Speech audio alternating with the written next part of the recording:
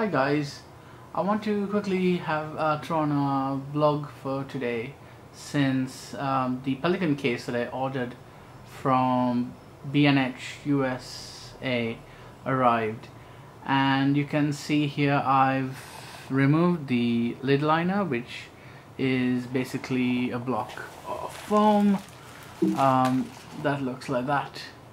I've removed it, and that foam block has been replaced with the lid liner, and you'll also see the low pro lens case that I ordered, which now houses the Nikkor 200 to 500 millimeter lens, which is the wildlife lens that I use on the D500 over there.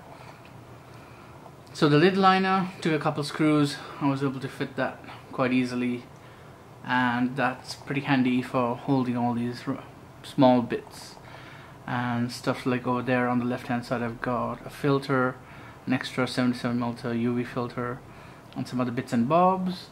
And over here I've got 3 Yongnuo flashes. The one in my hand on here it's a Canon 568EX2, and this one does a high-speed sync, and it also does ETTL because it's Canon. But I also ordered 2 of the 560s. Hope I can get it out. It's not easy to do this one-handed.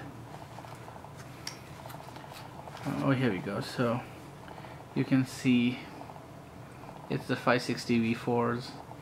So I got 2 of those. These are essentially manual flashes, with the advantage of having an internal TX RX. What that means is each one's a transceiver, so they can transmit and receive, and they basically have a single firing pin. So the advantage for that is they can be mounted on any camera body irrespective of brand, and of course you have to set the firing powers by hand because they're manual. But what's nice is the transmitter can act as a master, and all the receiving units that are on the same channel will basically fire, and it runs on the 2.4 gigahertz spectrum. So there might be some issues with if you're in an area with high signal, in an area that's urban and uses the 2.4 gigahertz band, which I believe Wi-Fi does, because the Wi-Fi also operates on 5 gigahertz. You might have some interference, but apart from that it should be fine. And in this little pouch here I've got basically the Zeiss 50mm, because I got a 35 on my D810 right now.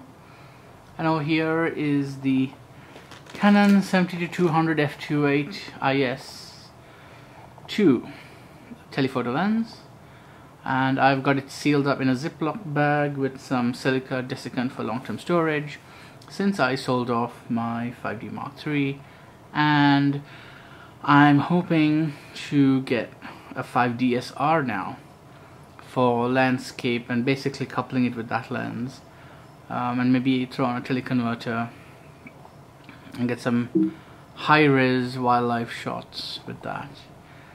So frame rate isn't too much of a concern, it's just more clarity, quality, dynamic range, and I can take advantage of the 50 megapixel sensor on the 5DSR.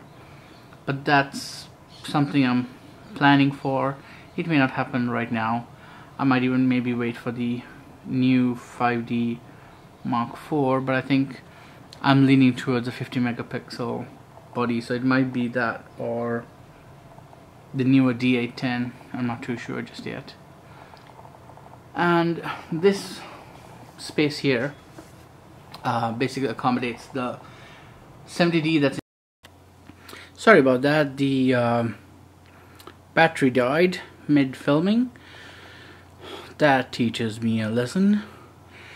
So yeah, so that spot over there is for the 70D that I'm currently filming this with, and my 70D has the 24-105 f4 image stabilized lens, and so this more or less covers what's going to go into the Pelican case for the time being.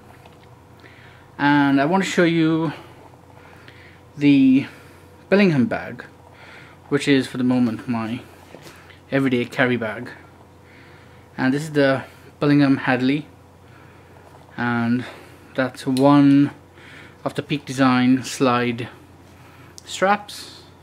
I've got another slide strap in blue tucked away in here, over there. And on this side we've got a rocket blower, and I've got some end caps in there. And this is the D810 with the 35mm Zeiss lens that just came in. It's an f2 ZF2 lens for the Nikon mount. And this is the D500 with the Nikkor 85mm f1.8 G lens. And for now that covers the Bellingham, which I carry about. This bag here is a low pro. Oh no, I used to have a low pro that was a top load. This is a Kata bag which I picked up in Singapore. And this used to carry the 7200 Canon lens and DSLR. It takes them both when mounted, actually. But that's going to be the bag in which I would carry the Nikkor 7200. So I'm hoping to potentially get that soon. But this covers all the gear for the time being. I've ordered 2 more bits, and I believe these 2 pieces will be the last additions for the foreseeable future, at least. One is a Sirui, or some people call it a Siri, but it's a Sirui P326 monopod, thanks to the angry photographer Ken for his many videos extolling the virtues of the Sirui P326. What I like most about that, it's carbon fiber, it's light, and it collapses so that it'll fit to the length of the Pelican case. So I can even try to do this here. Let's see if this works. I'm going to try and grab the Manfrotto monopod I got,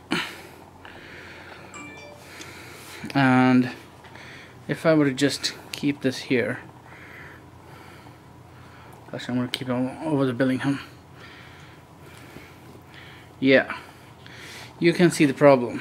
If I'm traveling and I want to take this around, especially international, it's not going to collapse. So this is alright for using in the vicinity of my home and wherever I go about here, but not when I'm traveling abroad.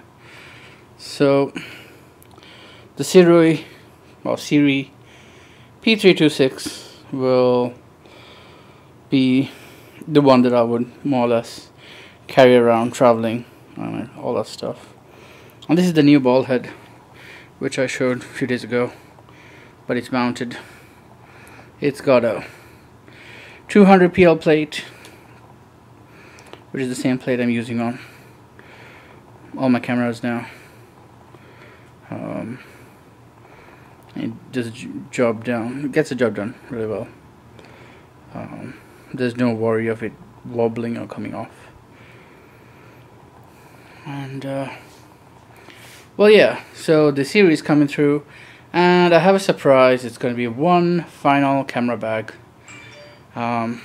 Pretty excited about it because it's a large one, and it's not only large, but it's really pretty awesome. So I'll throw up a video once that arrives. So see you soon. Until then, subscribe, give me a like, and let me know what you think.